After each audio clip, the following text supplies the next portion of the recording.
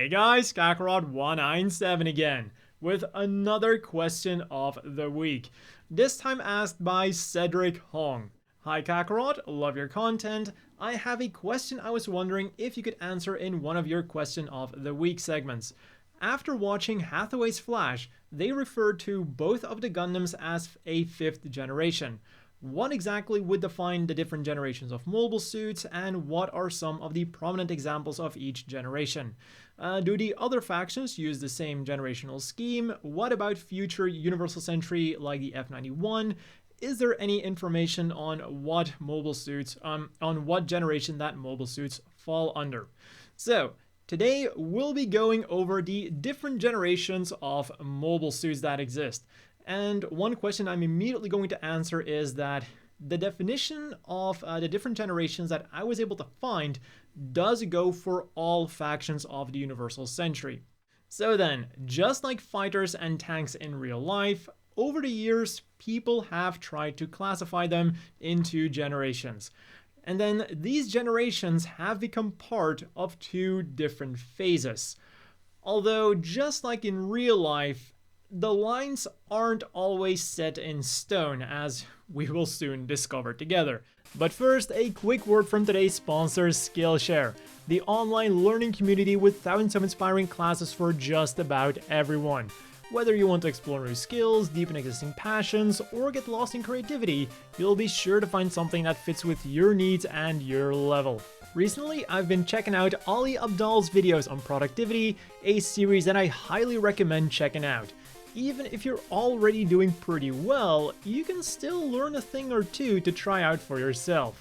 And because Skillshare is tailored towards learning, there are no ads and premium classes are added all the time, meaning that there's always something new to explore. So click the link in the description down below if you too want to start exploring your creativity today. The first 1,000 of my subscribers to do so will get a 1-month trial of Skillshare completely free. So first up, we have the Phase 1 mobile suits that are divided into 5 generations.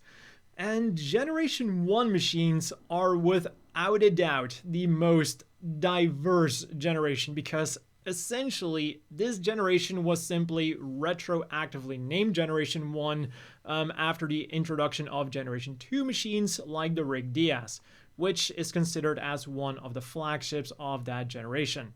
But we'll talk more about those in a second. So, in Generation 1, there are two main airframe structures being used. One is the frameless monocoque style used by Zeon, and the other one is the semi-monocoque style used by the Federation. Both have their pros and cons, but the biggest positive for the monocoque frame is that it's lighter, and then the biggest positive for the semi-monocoque style is that it's easier when it comes to maintenance and repairs. Then in terms of armor material, we see super hardened steel being used by the Zeon, well, mostly, and then the Federation mostly uses Luna titanium alloy for their prototypes and some high-performance units, and then a titanium alloy ceramic composite for their mass production units. And then it would be this Luna titanium alloy that would be further developed into Gundarium Gamma, which would turn out to be the defining factor for the second generation machines. Now, this might sound like a bit of a weird distinction to make between Generation 1 and Generation 2 machines because, well, it is just a different armor material, but it did do more than just increasing a mobile suit's defensive capabilities. Because of its excellent resilience, mobile suits using Gundarium Gamma could be made lighter and sturdier at the same time, and this then also allowed for the installation of higher performance thrusters that simply would not have been possible on the Generation 1 machines because they simply did not have the frame strength for them. And then to go along with these, more powerful generators to fuel all of these things also became the norm.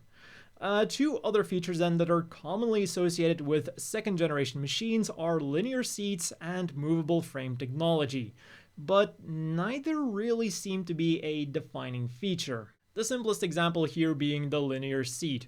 So older cockpits only featured a screen in front and on the sides of the pilots, but the linear seats allowed for a 360-degree monitor that gave the pilot a much better view of the battlefield.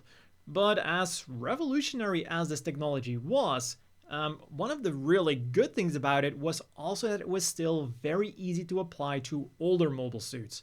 So by the time of the Grips War, every 1-year war machine that was still in service by the Federation had been upgraded with this new cockpit. And we even see examples of old Zaku's having been upgraded with this new cockpit standard.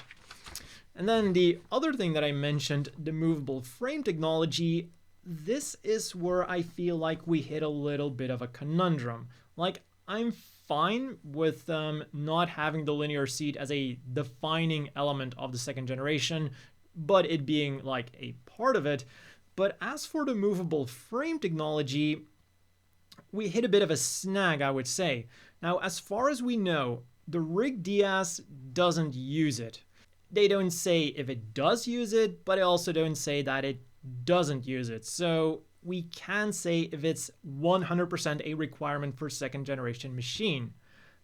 However, if we stick to the strict definition of the armor materials, the machine that actually introduced the movable frame technology, the Gundam Mark II, would not be a Generation 2 machine, but a Generation 1 machine. Like, they even say it in the anime, the Gundam Mark II still uses the older armor materials. But I think we can all agree on the fact that the Gundam Mark II, after all of the development that was done on it and all of the testing that the Titans test team did to develop the next generation Gundam Mark II, it would just be wrong to have that thing as a Generation 1. So because of that, and because of the giant performance increase of the movable frame technology, I would say that Generation 2 machines are defined either by their usage of Gundarium Gamma or the movable frame technology. This would then also have the Jagen's classification as a second generation machine make way more sense, because it also doesn't use Gundarium Gamma. But at least we could then assume that it uses some form of movable frame technology. The third generation then is much simpler. As far as we know, these are all variable machines, or in other words, transformable mobile suits. However, it is said that it is not just because of their transformation that they're considered as third generation machines. Because due to the strain that the transformation mechanism puts on the frame of the machines, the technology that these machines used had to be cutting edge. And because of this, these mobile suits didn't just meet all of the requirements for the second generation machines, but they far surpassed them. Now, at first this might sound like a bit of a pointless distinction because, granted, for most machines it is, but there is one machine then that is a bit of an outlier, the Hyaku Shiki.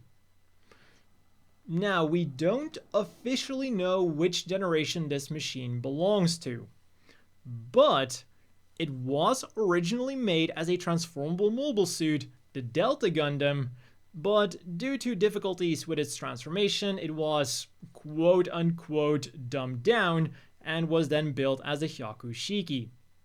So, if it's not just the transformation, but its performance and build quality that's the defining factor for the third generation, I think there's a very good argument to be made to have the Hyaku Shiki also as a third generation machine. But whatever the case might be there, the flagship for this generation is obviously the Zeta Gundam and its variants, which then led to a complete variable mobile suit arms race. And talking about arms races, the fourth generation mobile suits. These are new type mobile suits with reactors powerful enough to fuel their built-in mega particle cannons. And since this category includes both full new type mobile suits like the Gaimok and quasi new type mobile suits like the Dovin Wolf, I wonder if that new type requirement is more of a cause or a symptom. Because what is clear is that fourth generation mobile suits focus mostly on overwhelming weaponry. And at the time that these were being introduced, new types, cyber new types, and making old types perform like new types were all of the rage. So, when you're designing essentially a walking weapons platform with all of the latest whistles and bells you've got at your disposal, it would simply make sense to just also throw some new type weaponry on there, because why not? Still, this does leave us with a couple of odd ones out, because by the purest definition, the new Gundam would be considered as either a second generation machine or perhaps a third generation machine, because again, they don't necessarily have to be transformable, but it is most commonly regarded as a fourth generation machine. So again, I feel like an either or approach is the best here. Either have the built-in megaparticle cannons or have the new type weaponry. This way, the new Gundam perfectly fits the bill, and the later Unicorn Gundam with its full Psycho frame can also join the generation. And then finally, we get the 5th generation machine that inspired this question. Their defining feature is their miniaturized Minovsky Craft flight system, which granted them much better atmospheric flight compared to previous machines, without having to transform or brute force it with raw thrust. Initially, it was believed that these machines were going to be setting a new standard, but both their size and the subsequent price tag would see them falling out of favor, especially considering that the Earth's sphere was now entering a time of relative peace. Instead, the Earth Federation would go on with the so-called Phase 2 mobile suits, or as we're all more familiar with them, miniaturized mobile suits. And to my surprise, while you might expect some official generations here too, they're all just lumped together into one big category as Phase 2 machines. Like, personally, I would at least consider the Victory Gundam and its variants as some kind of second generation of the second phase, because it uses the Minovsky flight system, which is a simplified and even more miniaturized version of the Minovsky Craft system. So if it was enough in Phase 1 to be considered as their own generation, I feel that again in Phase 2, it should also be enough to be considered as a new generation. And then of course we get into even more murky waters when we get to g-saviour, where we again get full-sized 18-meter tall mobile suits. But I guess we'll just call those Phase 3 and call it a day, because the less I have to think about g-saviour, the better. So that is, as far as I know, the official word on mobile suit generations. But I think I am going to give it a shot myself. So the first generation would remain rather simple. These are just all of the mobile suits from the 1 Year War, when both the Federation and Zeon were still trying to figure out what worked best for them. The second generation then, I would say, would mostly focus on avionics and improved pilot visibility, with the main distinguishing feature being the introduction of the linear seat and the 360-degree cockpit. This would then make the Alex Gundam at the end of the 1 Year War the first second generation mobile suit, while also still keeping the Rig Diaz as a second generation machine too. Which, by the way, is also one of the few mobile suits to canonically have its generation listed. So whenever you're thinking about your classification of generations, the Rig Diaz is second generation. And then the two from Hathaway's Flash, the Penelope NXE Gundam, are canonically 5th generation. So, then because of my new distinction, we'll also find the upgraded Generation 1 machines here, like Garibaldi Beta, Jim 2, and as a consequence, even some of the upgraded machines like the Jim Sniper Custom, Jim Cannon, and Zaku Cannon that were retroactively upgraded with linear seats and somewhat modernized after the 1 Year War. Then with the third generation we see the full-scale adoption of movable frame, including both non-transformable mobile suits like the Gundam Mark II and the Nemo, and transformable mobile suits like the Zeta Gundam and the Gapland. Then, going on to the 4th generation, we see the dawn of miniaturized Psychomu systems, allowing for more standard-sized machines to have new type and pseudo-new type weaponry.